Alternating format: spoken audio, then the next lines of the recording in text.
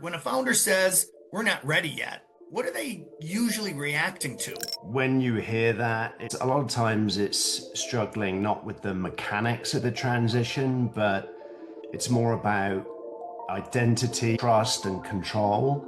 Many founders, the business is far from just an asset. It represents years of sacrifice, or decades sometimes of sacrifice, of decisions, tough decisions, and personal commitment that they've put into the business.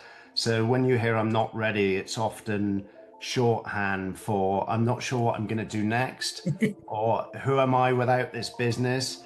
And it could even be a signal of I'm not really confident that the business is going to be in safe hands going forwards. And I think there's often a fear, particularly if it's a founder-led business, that standards will slip, the legacy they built will be lost. And, in a family business especially, there's a lot of emotion around fairness, relationships, and what happens next. So I think it's important to recognize it's not just a business issue, it's one of emotion.